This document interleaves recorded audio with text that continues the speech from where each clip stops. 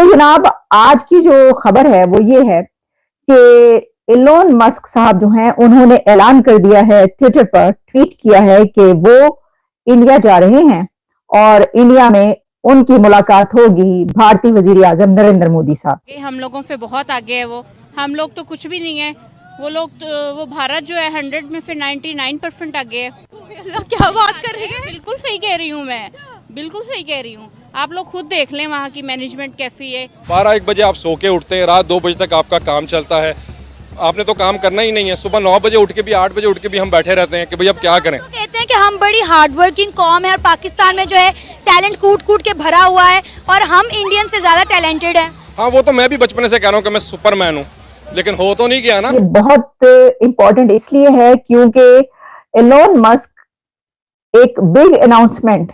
करेंगे इंडिया के अंदर, जिसमें वो बताएंगे कि वो कितने बिलियंस डॉलर्स की इन्वेस्टमेंट इंडिया में करने लगे। तो भारत में इस तरह की ये कोई पहली बात नहीं है। इससे पहले भी कई लोग और कई इंटरनेशनल कंपनीज जो है वो भारत में आते हैं और अपने अपने जो भी उनकी प्रोडक्ट है उसके लिए वहां पर फैक्ट्रीज लगाते हैं, ऑफिसेज खोलते हैं, जिसमें कि हमें प्राइम मिनिस्टर मोदी बहुत सक्सेसफुल दिखाई देते हैं कि वो जिस तरह से लोगों को अट्रैक्ट करते हैं। जय हिंद दोस्तों, भारत की तेजी से होती हुई प्रगति दुनिया के कई देशों के लिए एक बहुत ही बड़ा सरदर्द बन चुका है और अब यह देश खुलकर इस चीज का समर्थन कर रहे हैं कि कैसे भारत को और ज्यादा प्रगति करने से रोका जाए। कर रहे हैं वो यही है, सवाल ये है कि पाकिस्तान के जो क्राइसिस हैं, पाकिस्तान दिन ब दिन जो कंडीशन, जो बुरी कंडीशन में जाता जा रहा है, उसके जिम्मेदार पाकिस्तानी खुद हैं, या जो हमें कह दिया जाता है वो जो करवा रहा है अमेरिका करवा रहा है, जो करवा रहा है इंडिया करवा रहा है। क्या इंडिया हमें डिस्ट्रॉय करना चाहता है? क्या इंडिया हमें तबाह करना चाहता है? नहीं, इंडिया का इसमें मसला नहीं है मेरे ख्याल से, कि जिस तरह हमारे जो पॉलिटिकल इंस्टीट्यूशंस हैं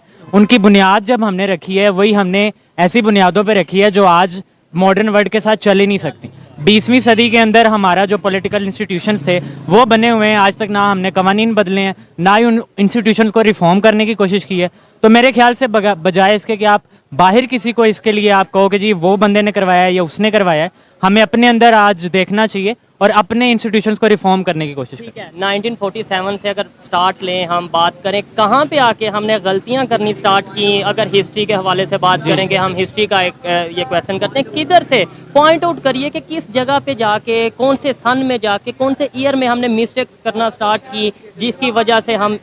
आज इस कंडीशन। ठीक है, मिस्टेक्स जो हैं वो खास किसी ना ही पॉलिटिकल पार्टी से मिलानी चाहिए हमें, ना ही किसी एक खास बंदे के साथ लिंक करना चाहिए कि जी इस बंदे ने, जैसे अभी एक पॉलिटिकल हम देख रहे हैं कि एक प्रोपेगेंडा चल रहा है, एक पॉपुलिस्ट पॉलिटिक्स है कि जी फलां बंदे ने खराबी कर दी या फलां ने। ये हमने शुरू में जो इंस्टीट्यूशंस की बुनियादें रखी, जैसे कि 1947 के अंदर से लेके अब दरअसल यह बात तो आप सभी लोग को पता ही है कि टेस्ला मोटर्स बहुत ही जल्द भारत आ रही है और भारत के किसी एक राज्य में अपनी बहुत ही बड़ी फैक्ट्री सेटअप कर रही है। लेकिन हाल ही में टेस्ला मोटर्स के मालिक इलॉन मस्क ने ट्वीट करके बताया कि उनकी मुलाकात बहुत ही जल्द प्रधानमंत्री मोदी से होने वाली है, क्योंकि वह इसी महीने के लास्ट तक भारत का दौरा करने वाले हैं। और इलॉन मस्क की इस बात को सुनकर चाइना को बहुत ही ज्यादा खराब लग रहा है, क्योंकि चाइना को यह बात अच्छे से पता है कि अगर इलॉन मस्क भारत जाएंगे तो प्रधानमंत्री मोदी भारत का विकास दिखाकर इलॉन मस्क को विवश कर देंगे कि भाई भारत में और बड़े से बड़ा निवेश करें। और इसीलिए अब चाइना खुलकर ये बताने लगा है कि भारत का तेजी से होता हुआ विकास उसके लिए कितना बड़ा खतरा है और वह भारत से कितना ज्यादा डरा हुआ है। क्योंकि चाइना की तरफ से चाइना की सरकारी मीडिया ग्लोबल टाइम खुलकर ये कह रही है कि एलोन मस्क को भारत में नहीं जाना चाहिए, उनको भारत में अपनी फैक्ट्री सेटअप नहीं करना चाहिए, क्योंकि भारत बिजनेस के हिसाब से उतना अच्छा नहीं है। और अगर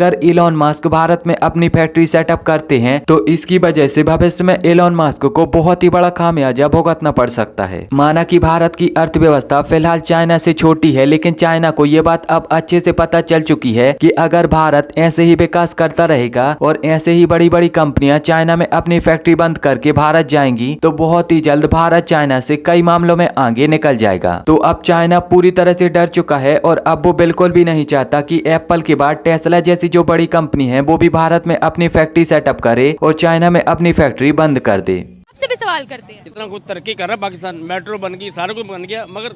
कर्जे में डूबे जा रहा है। ये सर मेट्रो बनाना कोई तरक्की नहीं है, चाइना का प्रोजेक्ट है सर। ऑरेंज लाइन बनाना कोई तरक्की नहीं है, चाइना का प्रोजेक्ट है। बेसिक वजह यह है कि जब पाकिस्तान अपने पैरों पे उसे खड़ा होगा, जब खुद कमा के चीज़ें बनाएगा, दूसरे मुल्क से कर्जा लेके पाकिस्तान को तरक्की की तरफ नामगा करना ये गलत काम है। सही बात है। जी जी। हम भारत की बात करते हैं, हर बड़ा बिजनेसमैन वहाँ क्यों जाता है? वहाँ पर इसलिए जाता है क्योंकि वो खुद अपनी आवाम के लिए सोचते हैं, इस वजह से वो भारत बहुत ऊपर तक जा रहा है। सर वो तरक्की में कहाँ पर है? अगर मैं आपसे पूछूं, बीइंग अ पाकिस्तानी, आपको कुछ तो पता होगा कि वो तरक्की में, डेवलपमेंट में किस शोबे में आगे हैं, कैसा काम कर रहे हैं वो? देखिए जी, वहाँ के बच्चे इंग्लिश इतनी अच्छी बोलते हैं, और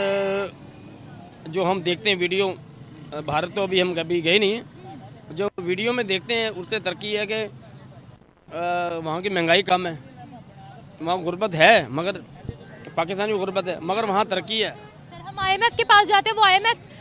IMF के ऊपर उनका हाथ है। बेसिक वजह यह है कि हमारा मुल्क में जितने भी लोग हैं बड़े अच्छे हैं, मगर तरक्की करना चाहें तो पाकिस्तान भी कर सकती है। जी ट्विटर या एक्स के जो ओनर है आजकल, जी हाँ, एलन मस्क की, और वो जी भारत इसी मंथ भारत आने वाले हैं, शायद 3rd वीक तक पहुंच जाए या 4th वीक तक पहुंचे। वैसे खैर सुना यही है कि 22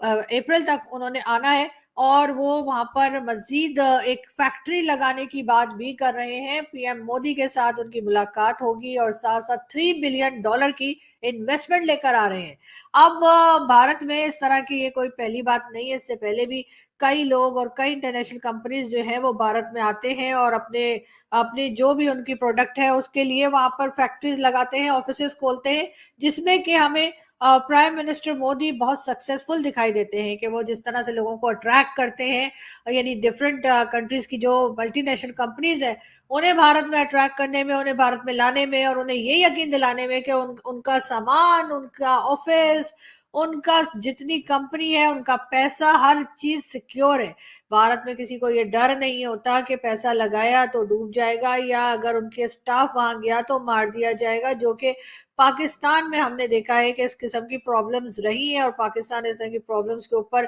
काम भी नहीं कर पा रहा। यानी अगर हम भी अपने यहाँ थोड़ी सी सिक्योरिटी बढ़ाएं और बताएं लोगों को कि अगर आप आएंगे तो हम आपका पैसा नहीं खा जाएंगे, अगर आप आएंगे आपका पैसा ना सिर्फ ये कि आपको वापस मिलेगा, बल्कि ये कि उसके साथ साथ आपको जो इन्वेस्टमेंट आप करेंगे उसमें आपको प्रॉफिट भी होगा, आपके लोगों की जानों को भी खतरा नहीं है, और आपके लोग यहाँ आकर आराम से काम भी कर सकते हैं। ये सारी चीजें पाकिस्तान को भी भारत से सीखकर और इसी चीज के आगे बढ़ना होगा, तभी कोई आएगा हमारे यहाँ इन्वेस्टमेंट करने, तभी कोई आएगा यहाँ पर भी फैक्ट्री लगाने, वरना तो यही होता है कि जो इस वक्त मौजूद है वो भी भागने के चक्करों में। ना सिर्फ ये कि कोई भी मल्टीनेशनल कंपनीज पाकिस्तान में आने के लिए तैयार नहीं है, ये और बात है कि अब हमारे सारे